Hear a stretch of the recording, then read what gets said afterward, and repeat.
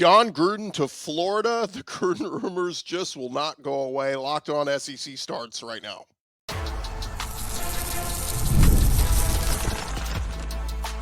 You are Locked On SEC, your daily podcast on the Southeastern Conference. Part of the Locked On Podcast Network, your team every day. And what's up, everybody? Welcome into Locked On SEC. It's great to have you guys along. I'm Gordy. Thanks for making Locked On SEC your first listen every day. Shout out to our everydayers. We're free and available wherever you get your podcasts and on YouTube, part of the Locked On Podcast Network, covering your team every day. And this episode brought to you by Monarch Money. Take control of your finances with Monarch Money. Use our code LOCKEDONCollege at monarchmoney.com for 50% off your first year. We're going to talk about the big game happening this weekend, Tennessee versus Georgia.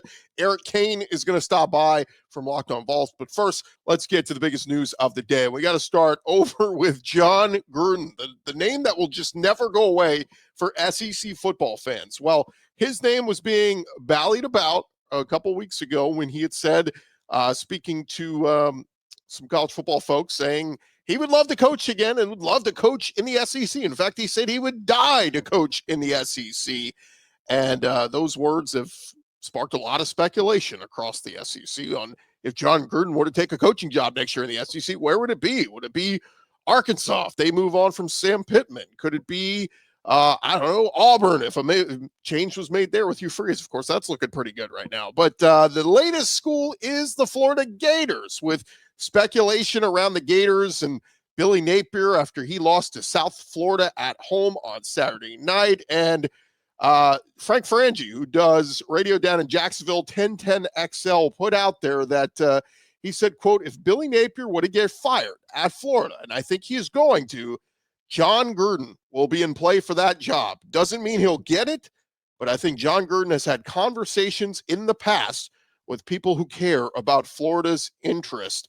Frank Frangie with a scoop on what he's hearing from people around the program about the Gators' potential head coaching search. Again, a lot of this is ridiculous. Billy Napier still coaching in Florida. It was one game. It was a last-second loss to USF. It's not a good loss, but it's so funny how that thing happens. If that field goal just hooks right, are we really talking about Billy Napier and being fired? And as Frank Frangie says, he thinks it's going to happen. I get it. Florida's got a tough schedule, but if they go into Baton Rouge this Saturday and beat LSU, guess what? I don't think Billy Napier's going anywhere. I think that, not to say it just hands down saves his job, but I think you get buy-in back from the Florida fan base. Again, a lot can happen this season, but I just think it's absolutely craziness that that Jon Gruden, we're jumping on that train again. Do we even know if he'd be a good head coach in college? The guy hasn't coached in college forever. He was an assistant back in the 90s or whatever, and great track record as an NFL head coach, but even that he wasn't even that successful in his last couple stops. So again, I think it's absolutely crazy. If Florida wanted to get rid of Billy Napier, great, but like, I got a name for you. How about Alex Golesh, who was at USF, who just beat him? I think that guy's more cut out to be a good college coach than Jon Gruden. But I saw some Florida fans eating it up, saying he's going to bring a level of toughness and accountability. He's going to chew these guys' butts out. Like, all right, I get it if you want to go for Jon Gruden, but Florida, they will take on LSU this Saturday night in Death Valley. And again, big game for Billy Napier. Speaking of Florida, a news that came across social media yesterday, an AP voter addressing scrutiny after moving Florida up on her ballot despite the loss to USF. And this was AP voter Haley Sawyer of the SoCal News Group, had a mystifying ballot that somehow moved Florida up 2 spots while still keeping South Florida unranked. The social media video that made the rounds, she said, I don't want to go too much into my process or logic, but I will say I appreciate everyone's interaction on social media and all of your feedback. Look, this has opened up a bigger discussion about AP voters. Like, to me, I'll tell you guys this, I'm not an AP voter, but I wouldn't mind putting my name in the hat to get a vote, because I watch on average 10 to 12 college football games every weekend. Yes, I watch mostly the SEC because that's the conference we cover. In fact, I watch all SEC games every week, at least parts, if not full games.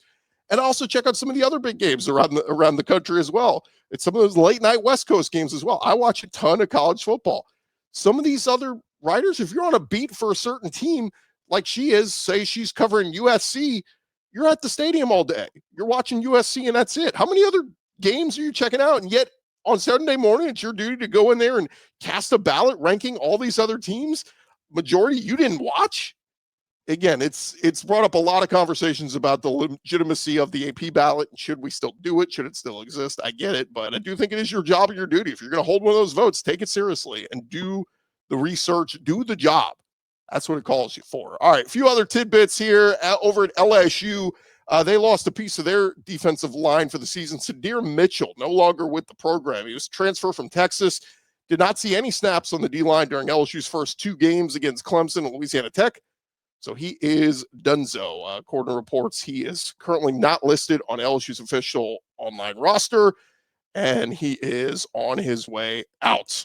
Meanwhile, over at Texas A&M, they are taking on Notre Dame this weekend, a big one. And according to one of their wide receivers, they had this rematch circled. Mario Craver, Texas A&M wide receiver, saying, everybody knows at the beginning of this year, we circled this game on our schedule. This is going to be the first big game that we get to show what we can do. Now, it is kind of funny hinting that this is a rematch from last year. Mario Craver wasn't an Aggie last year. He was on Mississippi State. But regardless, it is a big rematch for a lot of those guys that are on that A&M roster. And for Mike Elko, if they can go out to A&M or to Notre Dame and show this new A&M passing game to go with the dominant run game, that will certainly get them a lot of attention. All right, that is, you're all caught up around the conference. When we return, we're going to talk about this Tennessee-Georgia game with our buddy Eric Cain of Locked on Vols. That's coming your way here in just a second. Hey, but first, a message from our friends at Mazda. Look, Mazda crafts cars for those who do more than simply move. From footwork to breath work, athletes, they sweat all the details. Mazda, they bring the same intention to how they craft every model. You can make everyday drives feel like anything but, from smooth handling to intuitive controls. And with their all-wheel drive standard in every crossover SUV, you can drive with confidence through almost any season with Mazda. And you can feel that Japanese craftsmanship in every detail, from the metallic accents to the available Napa leather upholstery. Mazda delivers confidence with every ride. And just like our players that we talk about, we sweat every detail, because when you make every move count, impossible becomes irrelevant. Mazda, move and be moved. Hey, it is almost the weekend, and it's time to look back and crown this week's MVP on Who Delivered, powered by DoorDash. Just like you can win every Saturday with DoorDash Streaks, saving more every time you order. These players delivered when it mattered most. So let's jump into it.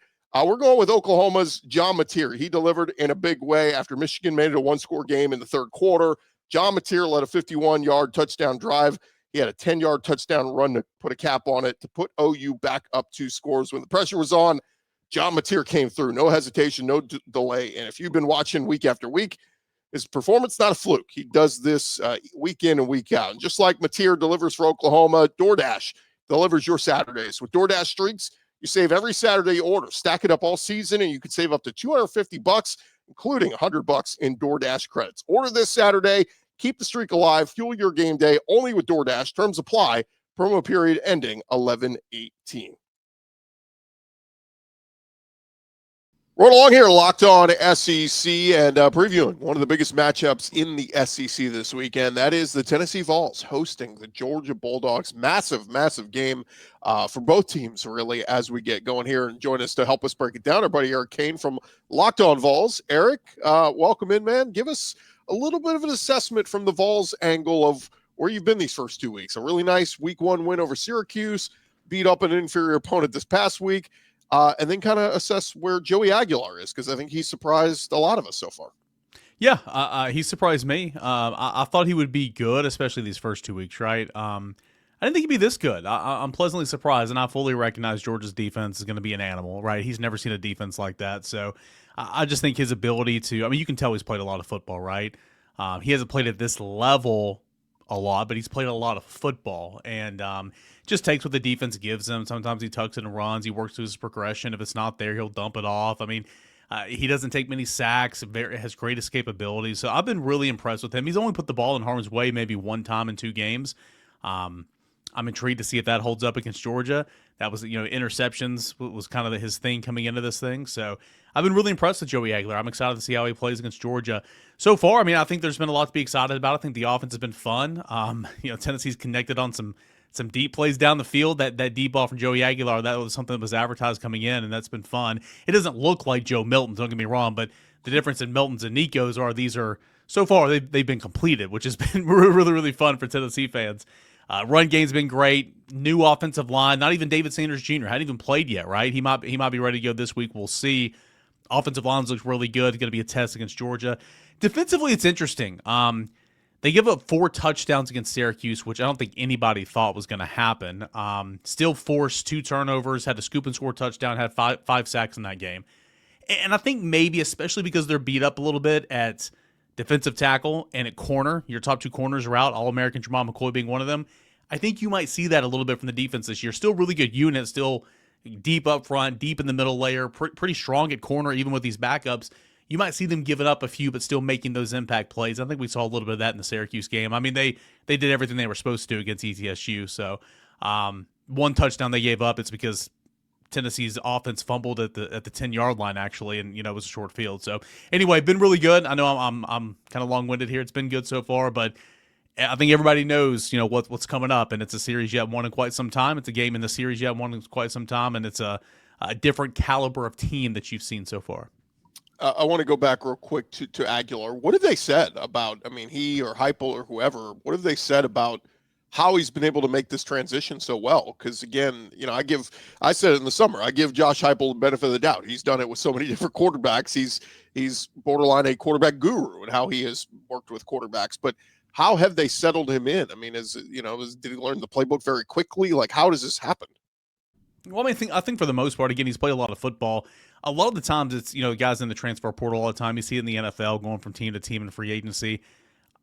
It's a lot of it is the same stuff, not necessarily the exact same stuff. It's just learning the terminology, learning how Tennessee puts a spin on this or whatever. And especially with Tennessee, it's a tempo, right? And I think once Joey Aguilar got the tempo down, maybe second, third week of camp, it really started to make sense to him, and he was able to process things at a fast clip and kind of go and play his brand of football. I think once you mastered the tempo aspect of this offense, I think the rest was kind of easy for Joey. But he got here mid-May. All the entire team was back home. It was before the end of May workout started, June workout started, and he met with Josh Heupel, Joey Halsley. Every single day. He really tried to utilize that time. He met with the receivers, the offensive line. I mean, he put in the work this offseason, man. I mean, he was a veteran going about business knowing, hey, not only do I need to learn the playbook, I need to win the trust of my teammates and need to spend time with them. And, I only have 2.5 months to do this. So I give him a lot of credit. And, again, he's a guy that's played a lot of football. I think he understands what the job entails, and he attacked at full speed. So good so far. I'm intrigued to see, again, adversity will hit on Saturday. How do you handle that? Offense number 2 in the country, by the way, yards per game so far. Not too bad. Let's talk a little bit about the backfield, because we kind of thought, okay, you lose a guy like Dylan Sampson who's going to emerge. And, just judging by the numbers, it looks like it has been running back by committee. Star Thomas, the transfer from Duke, Deshaun Bishop, Peyton Lewis. Is that kind of how it's transpired through the first 2 games? Yeah, and again, all off season, and I get it. If you don't cover this team on a daily basis, there's things that fall through the cracks, right? But everybody's saying Dylan Sampson's gone, and it's like Josh Heupel's had 2 1,000-yard. Excuse me, he's had 2 2,000-yard rushers since he's been here. It don't matter who it is, Gordy. You and I could gain a lot on the ground, right? So I knew Tennessee was going to run the football. They finally ran the football effectively against Georgia for the first time since Heupel's been here last year. Interested to see if that keeps up. But, yeah, it's been by committee so far. Deshaun Bishop leads the way. He's the starter. It's been Peyton Lewis getting the 2nd series, and then it's been Star Thomas getting the 3rd series, and then they kind of go in that order. And Star Thomas Deshaun Bishop's looked great. He's been a guy out of the backfield as well. It's breaking tackles, something that has surprised me so far in the first 2 weeks. Star Thomas, again, kind of like Joey Aguilar, you can tell he's played a ton of football, right? He runs so hard. He's a really good athlete. Smart football player, scored on a scramble drill a couple weeks ago against Syracuse, receiving touchdown there in the side of the 10-yard line. He's been really impressive. So, yeah, it's been a 3-headed monster. I'm really intrigued to see, Gordy, what that looks like in this game. Peyton Lewis, I think, is going to be a really, really good running back. I think he's going to be the best of the 3 when it's all said and done. Maybe not this year, but on down in his football career, he's got those intangibles. he's not seeing it as well as the other two right now, and it's pretty clear. So in a game like this, if Thomas has the hot hand, if Bishop has the hot hand, we'll see if Tennessee leaves them in there and see if they can go cook. But yeah, it's been a three-headed monster so far.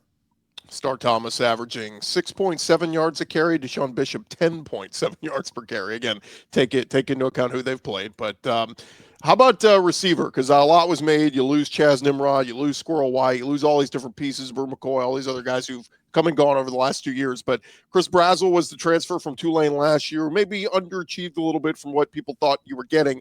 And then Mike Matthews, the big 5-star receiver from a year ago, who's coming off his true freshman year.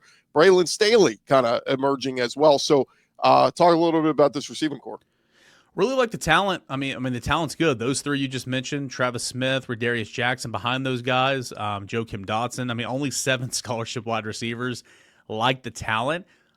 So far, so good. Braylon Staley is the slot receiver, and whoever 2024 was the only year in the slot position of this Josh Heupel offense that position didn't boom. Squirrel White had a really good year in 23. I guess 2024 is the year last year. 23 was Squirrel White, 22 was Jalen Hyatt, 21 was Bayless Jones. Like, that slot position has been really good in this offense, and so I think Braylon Staley already a 73-yard bomb against Syracuse week 1. Mike Matthews had a 100-yard game against ETSU. So did Chris Brazzell. Those were career days. Again, understanding the competition, but knowing, hey, like, getting them some confidence rolling into this game. And, that Georgia, the corners have been so physical in this matchup and really knocked Tennessee's receivers off the routes and been bullying them at the point of contact on the line of scrimmage. Like, they need to win some of those battles this week. Mike Matthews is a very physical wide receiver, so I'm excited to watch him in that regard. And plus, Gordy, too, everybody talks about wide receivers. Tennessee runs 12 personnel dang near half the time. They ran a ton of 12 personnel in this game last year. Miles Kitselman, Ethan Davis, freshman Jack Van Dorselaer, even Desan Brame. Tennessee loves their tight ends. They utilize them in the red zone. They're so incredibly important in the run game, and I think you're going to see a ton of 12 personnel, 2 tight end sets for Tennessee in this football game as well. More with Eric Cain in just a second, but want to remind you guys the NFL season is here, and FanDuel is making sure you are ready for all the games kicking off this weekend. Right now, new customers can bet just $5, and if your bet wins, you will get $300 in bonus bets to use across the app. Again, plenty of great opportunities to get in with FanDuel. You're going to love using it because they're going to fit however you like to bet. You like player props. You like straight up underdogs to cover a spread or straight up win. You can do a money line bet, whatever it is. Jump in on the action as it unfolds. FanDuel, they make every game more exciting, whether you're watching your team or just keep an eye on your fantasy lineup. It's quick, easy, and the best way to add a little bit more energy to your Sundays. So if you're ready to play, download the FanDuel app right now, visiting FanDuel.com to get started. That is where you get signed up. If you've never used them before, FanDuel.com, place your first $5 bet, and you can get $300 in bonus bets to use across the app with FanDuel. So cool to check out and get signed up. And this episode also brought to you by our friends at Monarch Money. Most people can't name all their financial accounts or even what they're worth, whether it's a 401k, properties, or investments. And when you don't have the full picture, you can end up leaving money on the table. That's why there's Monarch Money. It's an all-in-one personal finance tool that brings your entire financial life together in one clean, easy-to-use interface on your laptop or your phone. Monarch is built for people with busy lives. If you put off organizing your finances, Monarch is for you. They're going to do all the heavy lifting. You can link all your accounts in minutes, see clear data visuals, get smart categorization of your spending, and finally feel in control of your money without ever touching a spreadsheet. Don't let financial opportunity slip through the cracks. Use our code LOCKEDONCollege at monarchmoney.com in your browser for half off your first year. That's 50% off your first year at monarchmoney.com using code LOCKEDONCollege. Continue our conversation with Eric Cain, previewing one of the biggest games in the SEC this weekend. That is Tennessee hosting Georgia. And as we get into this matchup a little bit more, Eric, judging on what we've seen from Georgia the first 2 weeks, I get it was Marshall and Austin Peay, but Gunner Stockton looks pretty good. The running backs, Nate Frazier obviously looks pretty good. Zachariah Branch, the transfer from USC, looking pretty good. So I'll just start with the Georgia offense from a Tennessee perspective. Who scares you most? Who draws the most interest on your side? Well, it's interesting. Like, everybody I've talked to and kind of gauging Georgia fans a little bit, and I'm I mean, gosh, man, Aaron Murray talked to the Knoxville Quarterback Club. It's kind of weird how that happens, right? Former Georgia quarterback talks at the Knoxville Quarterback Club on the Monday of the Tennessee-Georgia game. I know he's getting paid for this appearance. He got his money's worth. I mean, he was not high on Gunner Stockton or this Georgia offense. That was very surprising. That was kind of telling. I thought of some other people as well. And they've not been impressed with Gunner Stockton so far. My rebuttal to that is come on, guys. It's Marshall and Austin Peay. An Austin Peay game where kickoff got moved up an hour. They were delayed in there for 2 hours. I'm not taking anything away from those games because human nature, it's hard to get up and play for those games. I mean, Tennessee did a good job against ETSU, but there's years and years and years of Florida playing with their food before playing Tennessee that third week of the season. And, yeah, we know how that went for quite some time. So, we'll see. I think Georgia was uncharacteristically just horrendous at running the football last year. I know there were some injuries there. I think they've been better in that regard. Nate Frazier, a good player. I know they've got a couple other guys that they rotate in there. I think it's unique. Georgia has some skill this year. Noah Thomas comes over. Zachariah Branch, of course. You've got Colby Young, London Humphreys, formerly of Vanderbilt. And then, of course, haven't even mentioned a tight end yet. By the way, against Austin Peay, they didn't have any targets of the tight ends. It's mind-blowing. But you got Lawson Lucky, you've got Oscar Delp, you've got a couple other guys. I like the skill, or I guess if I'm a Georgia fan, you like the skill because they didn't have this last year. It felt like they had the tight ends. If I'm Tennessee, that's concerning because I think, if Gunner Stockton does his job, he's got some athletes to get the football out to. So it's going to be a challenge. Tennessee, I think, needs to rattle Gunner Stockton. Gordy, I don't know if you've heard this. I say that sarcastically because it's been a main talking point. This will be Gunner Stockton's first true road game ever. He's been in the system forever. First true, he's played a decent amount, but bowl game, CFP, SEC championship game, home games, first true road game start. And I think it's imperative that Tennessee give that crowd, give that stadium reason to just give them hell. And if they do that, I think that it could be a long day for Gunner Stockton, or at least a brutal start to beginning this football game. Yeah, it's in the 2:30 Central, 3:30 Eastern kind of old, CBS primetime slot. Of course, now the ABC primetime afternoon game. When you look at the history of the series, obviously, Georgia's won 8 straight, but I had to go back and re-watch a little bit of last year's game, Eric, because I remember watching it and going, Georgia gets the field goal right before half, and we're tied at halftime. I mean, this was a good game, and then they come out in the second half and Nico is getting pressured and making poor decisions, and they get shut out offensively in the second half and go on to lose the game. But how much does this game being in Knoxville matter? I mean, to me, this could be, if Tennessee's going to win, this is the one. Yeah, I think it's big, right? Look at the last, under Josh Heupel, Tennessee's beaten Alabama and Florida twice. Both of those wins have come at Neyland Stadium. He's beaten LSU. He's beaten, pretty much every team Tennessee plays on a regular basis so far. I know it's a little bit different now the last year moving forward. Josh Heupel's handled, except Georgia. So this game being at home, history shows, Tennessee's fared pretty well against their rivals under Josh Heupel. Can this be the year? We'll find out. I'm super intrigued. You go back and look at that matchup. Tennessee was able to run the football efficiently. Again, 12 personnel. They ran that last year a lot. And I think that was kind of a breakthrough. Can you do that this year? Tennessee, Nico got sacked 6 times. They bring pressure up the middle every single year.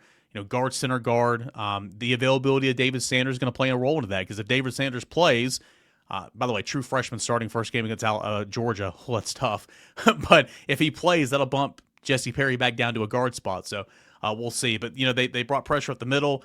Defensively, man, Carson Bagg he's such a rhythm quarterback, got into a rhythm, and the middle of the field was open. I think he was 18 of 22, about 200 yards and a touchdown between the hashes last year. Tennessee has got to find an answer for that. And Georgia used those long, sustaining drives in the second half, and the defense just couldn't get off the field. So, again, got to shore up the middle of the field, got to protect your quarterback, got to make it difficult for Gunner Stockton early. I think those are just a couple of the key. The wide receivers have to win off the line of scrimmage. Those are things that Tennessee has not done in this series in the past, and they got to change that a little bit on Saturday. So, moment of truth, Eric, how do you see this one playing out? Who wins it? And if it is Tennessee, what's their recipe for winning? Yeah, I've been saying this all week. I'll give you my pick now, but I'm going to give my official pick on Friday. All right, so okay. I don't know when this is going to come out on your show, but right now I'm going to pick Georgia. Why wouldn't you pick Georgia? Georgia's favored. Georgia's won 8 straight. Georgia's defense is pretty salty, and I think they haven't even ran 50% of the playbook in the first 2 weeks. But no, I think Tennessee's going to be right there. That line continues to creep down. I think the Neyland effect is real. Tennessee's got to run the football. Again, going back over what I've been saying. Tennessee's got to run the football. Tennessee's got to protect its quarterback. Tennessee has got to win out on the perimeter. The wide receivers cannot get clamped down by those corners at the line of scrimmage. They're not going to get called for pass interference. Kirby's corners never do. Okay, so you got to win those battles. Defensively, you got to shore up the middle of the field. The defensive line last year, Tennessee went to the CFP last year because they freed up the back end to play a mix and match of man and zone and allowed on the front four to get after the quarterback. That worked for every game but Georgia and Ohio State. Okay?